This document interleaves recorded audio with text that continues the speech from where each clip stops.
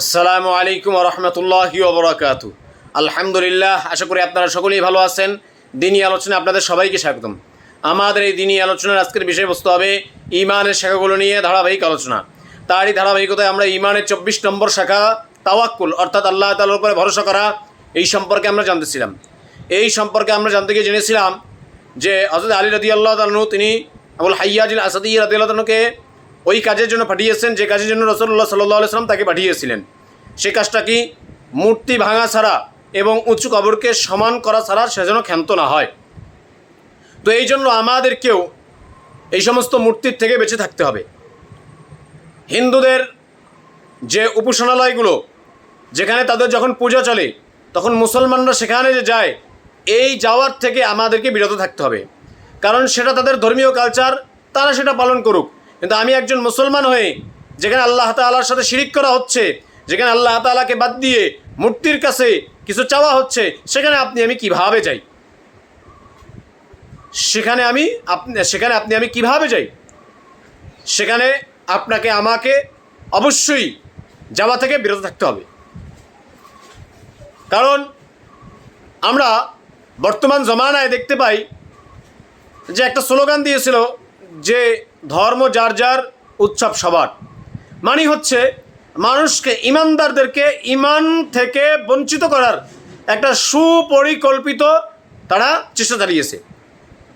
ইমানদাররা যেন ইমান অবস্থায় না থাকে, ইমানদারদের অন্তরের মধ্যে যেন আল্লাহ পাক রব্বুল আলামিনের ভয় কমে যায়, ইমানদারদের মধ্যে যেন যারা পরিমাণে ইমান না থাকে, এই জন্য তারা সুপরিকল্পিতভাবে এই জিনিসটা তারা করেছে যে ধর্ম যার যার, উৎসব সবার।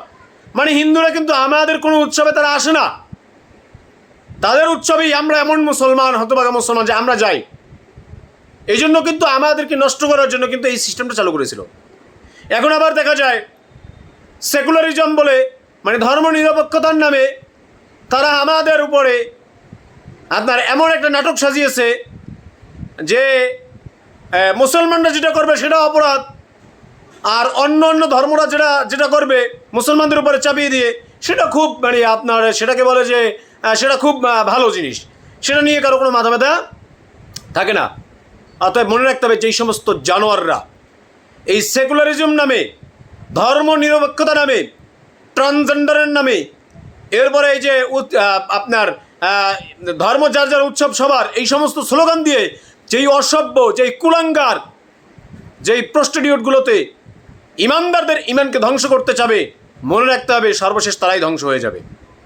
আর আমাদের মুসলমানদেরকে অন্যান্য ধর্ম অবলম্বনী যারা আছে তারা তাদের উপাসনালয়গুলোতে ইবাদত করবে, তারা সেখানে পূজা করুক, যা করুক, তাতে আমাদের কি আসে? কিন্তু আমরা মুসলমান হয়ে সেখানে আমরা যাব না, আমরা সেখান থেকে বিরত থাকবো।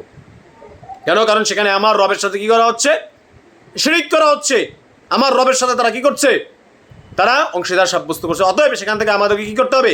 ফিরে থাকতে হবে।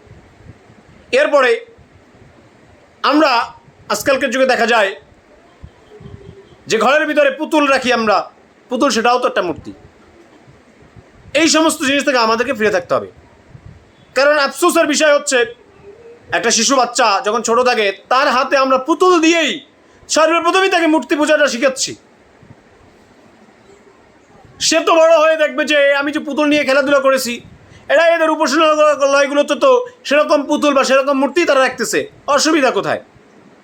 এই যে একটা মূর্তির উপরে তাদের যে একটা ভালোবাসা তৈরি হবে, এর দ্বারা আস্তে আস্তে আস্তে আস্তে সে ইমাম থেকে দূরে সরে যাবে। তো এই জন্য আমাদেরকে মূর্তি পূজা যেখানে হয় এই সমস্ত মন্দিরে যাওয়া থেকে আমাদেরকে ফিরে থাকতে হবে। এরপরে যেই সমস্ত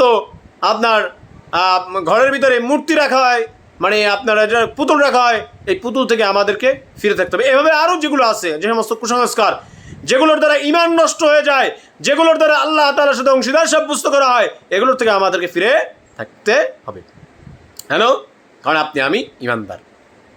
এগুলোকে বাদ দিয়ে আমাদেরকে এক আল্লাহ পাক রব্বুল আলামিনের উপর ঈমান আনতে হবে, রাসূলুল্লাহ সাল্লাল্লাহু আলাইহি ওয়াসাল্লামের উপর ঈমান আনতে হবে, এবং আল্লাহ তাআলার ফেরেশতাদের উপর ঈমান আনতে হবে, তার কিতাবের উপর ঈমান আনতে হবে, এবং সমস্ত নবী রাসূলগণের উপর ঈমান আনতে হবে। যেটা আল্লাহ পাক রব্বুল আলামিন সূরা বাকারার 285 নম্বর আয়াতে রব্বুল আলামিন বলেন, আমানার রাসূলু বিমা উনজিলা ইলাইহি মির রাব্বিহি ওয়াল মুমিনুন কুল্লুন আমানা বিল্লাহি ওয়া মালাইকাতিহি ওয়া কুতুবিহি ওয়া রুসুলিহি আল্লাহ পাক রব্বুল আলামিন বলেন যে আমানার রাসূল বিমা উনজিলা ইলাইহি মির রাব্বিহি, আল্লাহ তাআলার পক্ষ থেকে, তার প্রতিপালকের পক্ষ থেকে, আল্লাহ পাক রব্বুল আলামিনের পক্ষ থেকে যা আপনার নাজিল করা হয়েছে তার রাসূলের প্রতি, তার উপরে সে ঈমান এনেছে।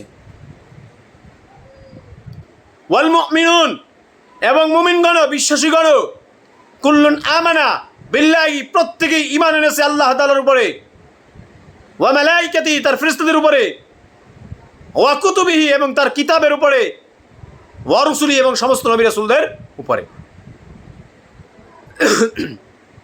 এই যারা এই আল্লাহ তাআলার উপরে ঈমান আনবে, রাসূলের উপরে ঈমান আনবে, এরপরে কিতাবের উপরে ঈমান আনবে, এরপরে ফেরেশতাদের উপরে ঈমান আনবে, আল্লাহ তাআলা সমস্ত সৃষ্টির আল্লাহ তাআলা সৃষ্টি করেছেন এগুলোর উপরে যারা ঈমান আনবে, তকদিরের ভালো মন্দ যারা ঈমান আনবে, কিয়ামতের উপরে যারা ঈমান আনবে, তাদের কি বলা হয়? মুমিন। আর এই ঈমানদারদের কথাই আল্লাহ পাক রব্বুল আলামিন বলেছেন যে ঈমানদারদের সামনে যখন আল্লাহ পাক রব্বুল আলামিনের নাম দেওয়া হয় তখন তাদের অন্তর ভয়ে প্রকম্পিত হয়ে ওঠে, এবং যখন তাদের সামনে আল্লাহ তাআলার আয়াতগুলোকে তেলাওয়াত করা হয়, এই আয়াতের তেলাওয়াত তাদের ঈমানকে আরো বৃদ্ধি করে দেয়। সুবহানাল্লাহ। এবং সর্বশেষ ওয়া আলা রাব্বিহিম ইয়াতাওয়াক্কালুন, এবং ঈমানদাররা তার রবের উপরেই সর্বশেষ কি হয়? ভরসা করে। ঈমানদাররাই তাদের রবের উপরে কি করে? ভরসা করে। তাহলে এবার চিন্তা করেন ঈমানদারদের বৈশিষ্ট্য। আল্লাহ তাআলা বলছেন যে ঈমানদারদের যত জায়গায় বৈশিষ্ট্যের কথা উল্লেখ করেছেন সেই জায়গায় একটা বৈশিষ্ট্য উল্লেখ করেছেন কি? যে ঈমানদাররা তার রবের উপরে কি করে? ভরসা করে। তাহলে এবার আমাদেরও যদি আমরা ঈমানদার হয়ে থাকি, আমাদের অন্তরের মধ্যে ওই বৈশিষ্ট্যটা থাকার দরকার আছে না নাই? অবশ্যই আছে। আমাদেরকে আল্লাহ পাক রব্বুল আলামিনের উপর কি করতে হবে? ভরসা করতে হবে। এবারে এই ভরসাটা আমরা কিভাবে করব? আমরা তো মনে করি যে দরজা জানলা খোলা রেখে আল্লাহ তাআলার উপরে ভরসা করব যে আল্লাহ আপনি আমাদেরকে রক্ষা করেন, চোর থেকে হেফাজত করেন, এই বলে ঘুমিয়ে যাব। তাহলে কি রক্ষা হবে? না। আগে আমাকে চারদিক থেকে আটকিয়ে ফেলতে হবে। আগে আমাকে আপনার কোনো বিপদ আসতে যেন না পারে এই জন্য সব ব্যবস্থা করতে হবে,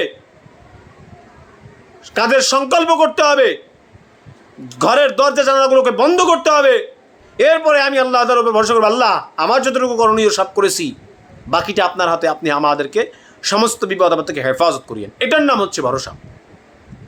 এবার ঈমানদাররা আল্লাহ তাআলার উপরে ভরসা করবে তাদের ঈমানের ব্যাপারে। কিভাবে? এখন আমি মূর্তি পূজা যেখানে হয় সেখানে যাব, আমি যেখানে নাটক সিনেমা হয় সেখানে যাব, আর আল্লাহ তাআলার কাছে বারবার বসে দিয়ে সে কান্না করবো, আল্লাহ আমাকে কি করেন? আমার ঈমানকে হেফাজত করেন, আল্লাহ আমাকে শিরিক থেকে বাঁচান। আরে ভাই, তুমি তো শিরিকের কাছে যাচ্ছ, তুমি তো ঈমান নষ্ট হওয়ার জিনিসগুলোর কাছে যাচ্ছ, তাহলে তুমি এখন আল্লাহ তাআলার উপরে কিভাবে ভরসা করো? তোমাকে তো আগে এগুলোর থেকে ফিরে থাকতে হবে, এরপরে আল্লাহ তাআলার উপরে ভরসা করতে হবে। তাহলেই তুমি এই ভরসার ফল পাবা, তাহলে আল্লাহ তাআলা তোমাকে সাহায্য করবে। তো এমনিভাবে আমাদেরকে কি করতে হবে? আল্লাহ তাআলার উপরে ভরসা করতে হবে। আগে সব কিছুকে কি করতে হবে? ঠিক রাখতে হবে।